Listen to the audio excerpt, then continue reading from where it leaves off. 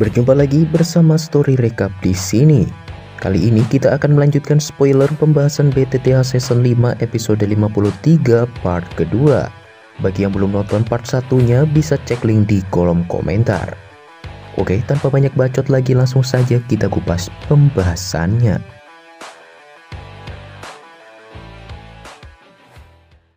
Setelah kedatangan pasukan Sekte Yunlan, Yafei, Kaisar S dan yang lainnya dari klan Miter bergegas keluar dari aula. Dengan suara yang dalam, Miter Tangsen bertanya apa yang harus mereka lakukan saat ini. Karena kita tidak ingin menyerah, kita hanya bisa bertarung sampai mati, ucap Kaisar S diiringi udara dingin yang samar menyelimuti tubuhnya. Yafei kemudian memerintahkan semua pasukan untuk tetap berjaga di pos mereka masing-masing dan membunuh siapapun yang berani menerobos. Teriakan dinginnya itu pun seketika terdengar di telinga seluruh klan Miter.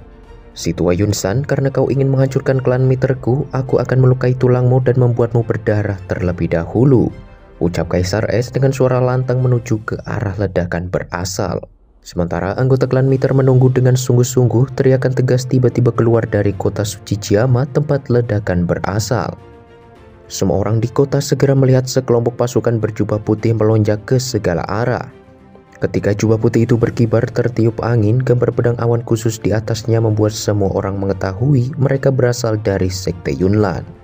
Kaisar S dengan cepat memimpin klan Miter untuk memblokir pasukan Sekte Yunlan diikuti Miter Tangsen dan anggota klan Miter lainnya.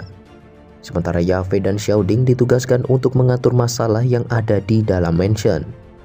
Mengingat kekuatan kelas Do Huang Kaisar S, aura yang dia keluarkan benar-benar menyebabkan keributan di dalam unit pasukan Sekte Yunlan. Sebagai salah satu dari sedikit Do Huang elit yang bisa dihitung dengan jari di dalam Kekaisaran Chiama, reputasi Kaisar S sekali lagi pulih ke tingkat yang hampir sama dengan puncaknya saat itu. Pasukan Sekte Yunlan lalu berkata kepada Kaisar S agar jangan repot-repot melakukan perlawanan. "Apakah kau benar-benar berpikir untuk membalikan keadaan dengan kekuatanmu sendiri? Jika kau bijaksana, maka kau seharusnya segera menyerahkan anggota klan Xiao yang tersisa." Orang yang mengatakan ini adalah tetua dari Sekte Yunlan yang saat ini berada di peringkat elit Do Huang. Mereka adalah Yundu dan Yunsa yang diperintah oleh Yunsan sebelumnya untuk memimpin pasukan tersebut. Kedatangan mereka tentu membuat Kaisar S panik dan bertanya-tanya sejak kapan mereka berdua melangkah ke ranah Do Huang. Mendengar pertanyaan itu, mereka berdua pun tertawa lantas mengatakan, "Jangan katakan kepadaku kalau hanya kau yang bisa naik ke ranah Do Huang. Apakah kau berpikir orang lain tidak mungkin bisa?" Sungguh tak ada yang menyangka kekuatan kedua tetua ini telah meningkat pesat. Padahal 3 tahun lalu mereka masih berada di tingkat Do Huang. Sontak hal itu membuat Kaisar S mempertanyakan apa sih yang mereka lakukan hingga mampu mencapai ranah Do Huang hanya dalam waktu 3 tahun. Akan tetapi setelah Kaisar S melihat aura kedua tetua tersebut, peningkatan kekuatannya tidaklah stabil. Hal itu membuat Kaisar S menyimpulkan bahwa Yunsan telah menggunakan sebuah teknik rahasia sehingga dapat meningkatkan kekuatan mereka secara paksa. Sementara itu, Miter Tangsen juga bertanya apa yang harus dia lakukan. Meskipun kedua tetua itu bukanlah Do Huang sejati, tentu bukan hal yang mudah untuk mengalahkan mereka. Selain itu, ada banyak murid yang mereka kirim ke sini. Jika semua menyerang secara bersamaan, maka para ahli klan Miter tak akan mampu bertahan lama. Kaisar S lalu berkata, "Apa yang akan kita lakukan? Jangan bilang kita akan menyerah di saat-saat seperti ini. Meskipun tak akan mudah untuk mengalahkan mereka semua, tapi aku akan berjuang sekuat tenaga untuk membunuh salah satu dari tetua itu secepat mungkin. Setelah itu, aku akan membantumu untuk membunuh yang lainnya. Selama kedua pemimpin ini terbunuh, kita tidak perlu takut lagi dengan para murid yang mereka bawa." Kaisar S lalu melepaskan aura dingin sembari mengatakan pada Yunsa bahwa tindakan Sekte Yunlan beberapa tahun ini benar-benar telah mempermalukan leluhurmu. Apakah si tua Yunsan tidak takut leluhurnya akan terus mengejarnya terkait masalah ini? Yunsa dan Yundu hanya terdiam dan tak menghiraukan perkataan Kaisar S tersebut. Dengan cepat mereka pun memberikan perintah tegas kepada seluruh murid yang mereka bawa, bahwa hari ini mereka akan membasahi klan Miter dengan darah. Teriakan keras tetua Sekte Yunlan itu menandakan bahwa semua orang yang berada di sana harus dimusnahkan. Namun siapa yang menyangka tepat setelah teriakan keras itu berkumandang, ribuan anak panah terus menghujani para murid Sekte Yunlan. Serangan ini mampu membuat pasukan dengan jumlah lebih dari 1000 orang itu jatuh dan terkapar di tanah. Memang sejatinya klan Miter tidak bisa diremehkan. Bahkan statusnya saat ini telah menjadi yang teratas dari 3 klan besar yang berada di Kekaisaran Jama.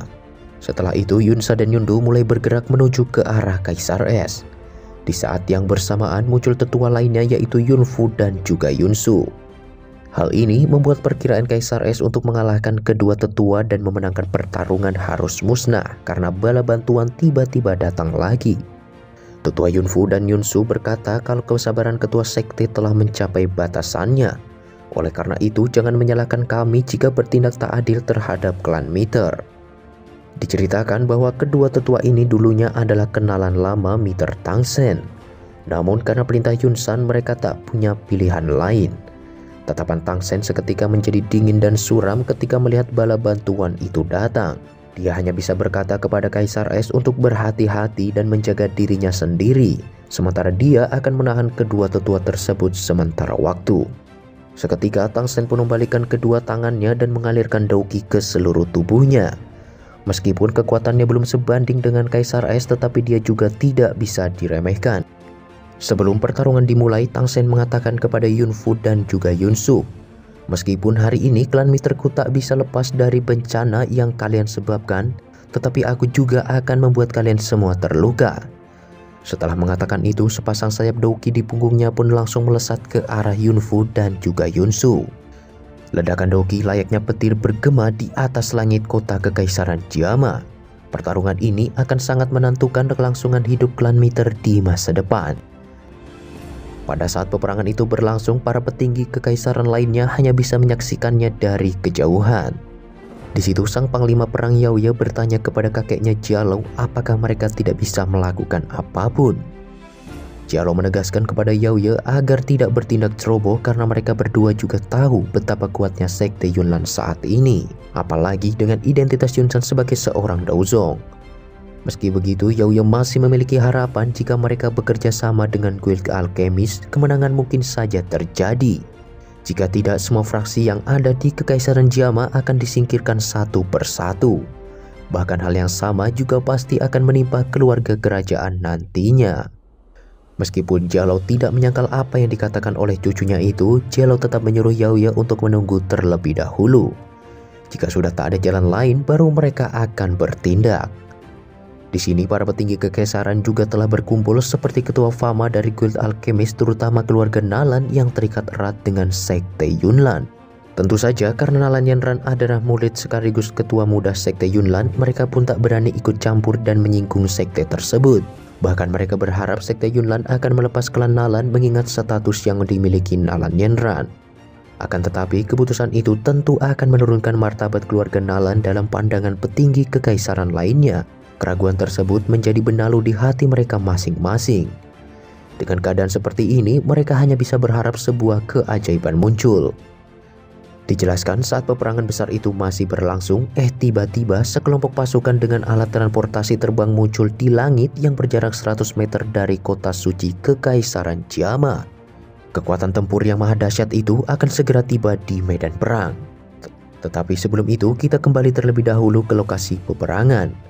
Benturan dauki yang begitu hebat masih terus terjadi di langit kekaisaran.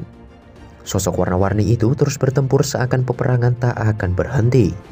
Dan saat ini serangan terus dilancarkan oleh kedua belah pihak membuat korban yang gugur semakin banyak. Jeritan kesengsaraan itu membuat para penonton yang tak terhitung jumlahnya hanya bisa mengamati dari kejauhan, dikarenakan tingkat pembunuhan kali ini benar-benar mengerikan. Sementara itu, Yunfu dan juga Yunsu kemudian berkata kepada Tangsen untuk berhenti melakukan perlawanan dan jangan keras kepala. Meskipun kami berdua bukanlah tandinganmu, tetapi kau akan tetap kalah selama kami terus menyerang secara bersamaan. Hal itu membuat Tangsen benar-benar kesulitan untuk menghadapi mereka. Begitu pula di tempat lain, para tetua yang berhadapan dengan Kaisar Es juga mengalami hal yang sama persis dengan apa yang dialami Miter Tangsen sekarang. Kaisar Es benar-benar kesulitan untuk melawan, terlebih lagi itu bukan pertama kalinya bagi kedua tetua itu bekerja sama dalam pertarungan. Meskipun Kaisar Es telah berjanji kepada Tangsen untuk membantunya, tetapi kondisi saat ini benar-benar tidak memungkinkan. Sementara itu, peperangan antara murid sekte Yunlan dan para ahli klan Miter juga berlangsung sama. Meski klan Miter memiliki kekuatan yang cukup besar untuk mengalahkan murid sekte Yunlan, namun tetap saja mereka masih kalah jumlah. Garis pertahanan depan mereka kini telah runtuh dan dibantai habis-habisan. Situasi terlihat sangat tidak menguntungkan. Beruntung Yafei masih berada di sana hingga situasi masih bisa diperjuangkan untuk tetap stabil. Beralih ke lokasi pertarungan Tang Sen, suara ledakan masih terus bergema di atas cakrawala. Sampai pada akhirnya Yunfu dan juga Yunsu mendapatkan sebuah kesempatan kecil dan langsung melancarkan serangan ke arah Tang Sen hingga membuatnya terbentur begitu keras ke tanah.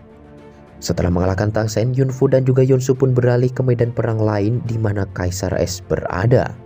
Semua orang tentu tahu jika para elit The Huang bersatu, maka jelas saja kekuatan Kaisar Es saat ini tidak lagi memenuhi persyaratan untuk menghadapi mereka. Tak lama setelah itu, apa yang diprediksikan pun akhirnya terjadi juga. Setelah kekuatan mereka berempat disatukan, Kaisar Es pun dipaksa mundur dan dihempaskan ke bawah, mengakibatkan posisi Kaisar Es saat ini benar-benar menunjukkan tanda-tanda ancaman. Bahkan para petinggi yang melihat dari kejauhan pun mengatakan kalau Kaisar Es akan segera dikalahkan. Setelah melihat Kaisar Es yang terluka begitu parah, tentu saja mereka berempat langsung melancarkan serangan pamungkasnya untuk mengakhiri pertempuran tersebut. Tepat ketika serangan itu hampir mengenai Kaisar Es, tiba-tiba suasana langit berubah. Raungan petir seketika muncul dan memblokir seluruh serangan yang dilancarkan oleh keempat tetua sekte Yunlan. Semua orang yang berada di kota kekaisaran serta para petinggi pun membuka mata mereka lebar-lebar. Mereka menyaksikan sekelompok pasukan dengan kekuatan tempur yang begitu mendominasi hadir di sana. Dengan perasaan ragu, Jialau pun mengatakan, "Aura ini, apakah orang itu benar-benar telah kembali?"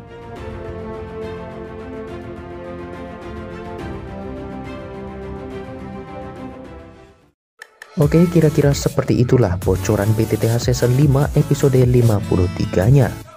Thanks buat kalian semua yang sudah menonton video ini sampai habis, dan sampai jumpa lagi di pembahasan selanjutnya.